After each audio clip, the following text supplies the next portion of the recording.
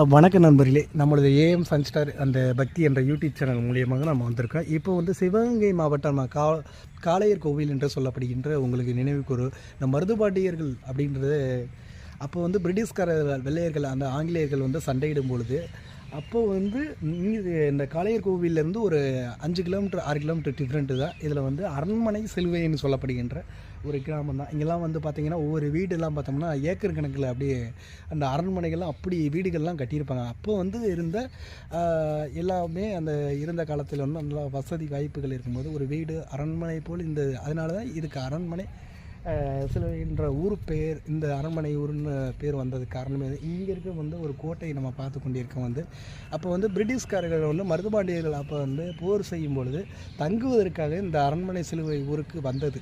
இந்த அரண்மனை சிலுவைக்கு வந்தபோது இங்கே வந்து தங்குவதற்காக இந்த கோட்டை கட்டப்பட்டது. ஒவ்வொரு செவர்களில் நம்ம பார்த்தோம்னா கிட்டத்தட்ட ஒரு 4 அடி அகலத்தில் அந்த செவர்கள் வந்து அவ்வளோ ஒரு ஸ்ட்ராங்காக கட்டப்பட்டிருக்கும்.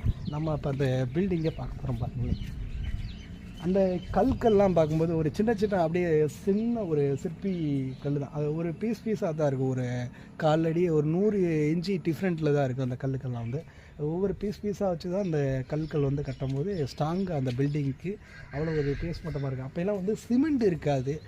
அதை எப்படி சொல்கிறோம்னா அந்த சுண்ணாம்பு கல் இருக்கும்பாங்க. அந்த மண்ணோட செம்மண்ணும் கலந்து இதெல்லாம் வந்து கலவை செய்து இதை கட்டும்போது அவ்வளோ ஒரு ஸ்ட்ராங்காக இருக்குது. இந்த பில்டிங்குடைய பேஸ்மெண்ட்டாக நம்ம சிமெண்ட்டை விட பல மடங்கு வந்து அவ்வளோ ஒரு ஸ்ட்ராங்காக இருக்கும். உங்களுக்கு தெரியும். இது புதுப்பிக்கப்பட்டிருக்கனால இந்த சிமெண்ட்டுடையது நமக்கு தெரியுது. அந்த சிமெண்ட்டுடைய தன்மை மட்டும் இப்போ இருக்க புதுப்பிச்சதில் அந்த கலவை பூசினதுலாம் தெரியும். இதுதான் இந்த சிவரை பார்க்கும்போது எப்படி தெரியுதுன்னு பார்த்தீங்களா? எவ்வளோ இதுவே ஒரு 2 அடியில் 1.5 அடி ஆயிடுச்சுங்களா? இங்கிட்டிருந்து 1.5 அடி ஆகிடுங்களா? அப்படி 3 அடிக்கு வந்துருக்குங்களா? 4 அடி, அது குறைஞ்சது 3 அடின்னு வச்சுருங்களா? ஒரு அடி.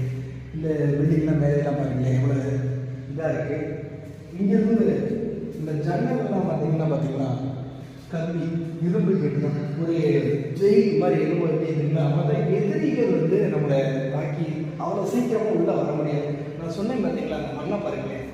அந்த மணல் வந்து அப்படியே இந்த சிமெண்ட் அந்த எப்படி சொல்கிறதுனா நம்ம அந்த சுண்ணாம்பு கலந்தது அப்படியே தெரியுது. அந்த சுண்ணாம்பு எல்லாமே கலந்து செய்யப்பட்டு தான் அந்த மண் வந்து பூசப்பட்டுருக்கு. அந்த மண்ணுடைய அந்த மண் ஒரு பக்கத்து பார்க்கலாம் வந்து கடல் மண் மாதிரி இருக்குது. ஒரு பக்கத்து எதாவது பார்த்தீங்கன்னா இதெல்லாம் கலவை செய்யப்படுது. சுவாமியுடைய அந்த பூஜை வழிபாடு எப்போதுமே நம்ம காலத்தில் அந்த காலத்தில் வந்து தீபம் ஆன்மீகத்தில் வழிபாட்டோட வாழ்ந்து வருவோம் மருதுபாண்டியர்கள்.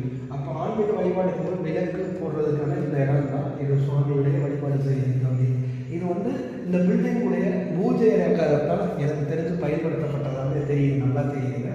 எப்போதுமே இந்த பூஜை அலங்காரத்தான் ஃபஸ்ட்டு ஆன்மீக வழிபாடு. சிவ பூஜை அப்படின்னு சொல்லப்படுகின்ற சிவ பூஜை செய்கிறோம்னா வந்து அப்போல்லாம் வந்து இதுக்குன்னு ஒரு வீடு இருக்குன்னா அந்த கன்னிமூலை அப்படிங்கிற போது அந்த வீட்டில் தான் ஆன்மீக அந்த வழிபாடுக்கான ஒரு பூஜை ரூமை நம்ம ஒதுக்கப்படுவோம்.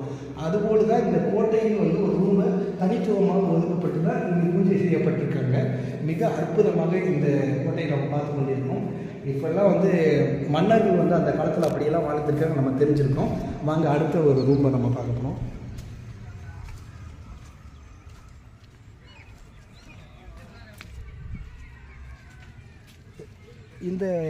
இந்த கோட்டையில் வந்து கிட்டத்தட்ட எத்தனை ரூம்கள் அறைகள் உள்ளதுன்னா கிட்டத்தட்ட 4 அறைகள் உள்ளது.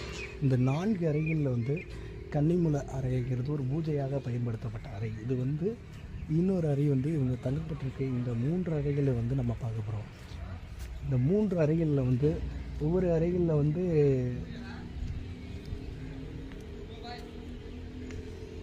இந்த 3 அறைகளில் வந்து பார்த்திங்களா இந்த சுவர் பார்த்திங்களா எத்தனை அடியில் எட்டுப்பட்டிருக்கு? கிட்டத்தட்ட 4 அடி வந்துருக்கலாம். 4 அடி அந்த அளவுக்கு ஒரு டிவில்ஸ்னால் இந்த 4 அடியிலே வந்து இங்கே இரும்பு கேட்டு அப்போ வந்து அந்த கேட்டெலாம் பார்த்திங்களா எப்படி இருக்குங்களா? அவ்வளோ ஒரு ஸ்ட்ராங்காக அவ்வளோ ஒரு இதை கம்பீரமாக போட்டிருப்பாங்க இந்த இரும்பு கேட்டெல்லாம் பார்க்கும்போது. இங்கே இருக்குது. இங்கே பாருங்களேன் இந்த கோட்டை இதோடைய இங்கே ஒவ்வொரு இடங்களில் வந்து அந்த சுவாமியுடைய பூஜைக்காக மிக சிறப்பாக அற்புதமாக வைக்கப்பட்டிருக்கு.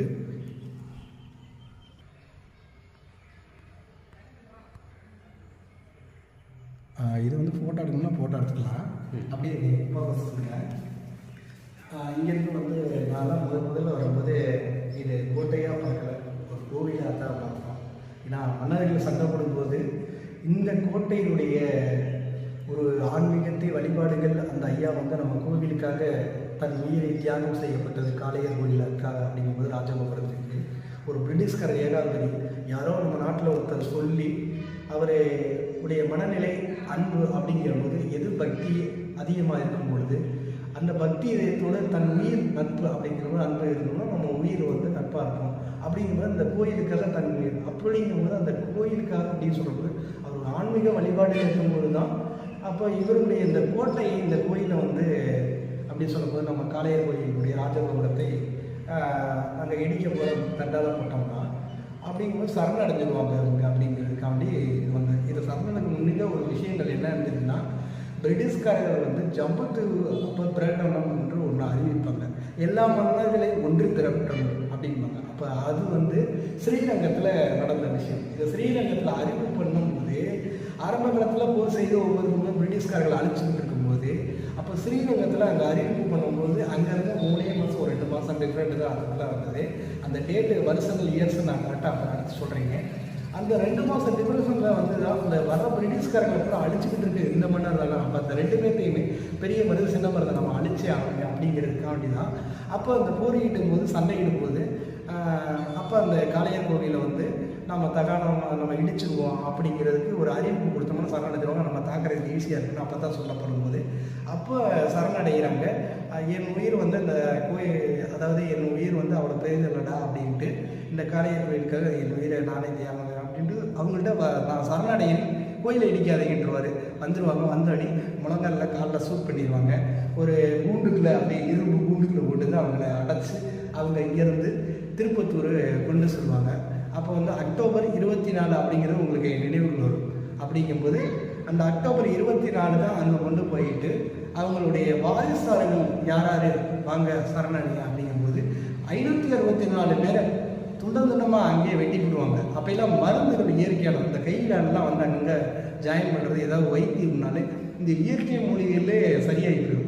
அப்படிப்பட்ட மூலிகை அப்படியெல்லாம் வந்து பிரிட்டிஷ்காரங்க வந்து இப்படியெல்லாம் வந்துடுவாங்களோ அப்படின்ட்டு ஒரு அவன் பயம்.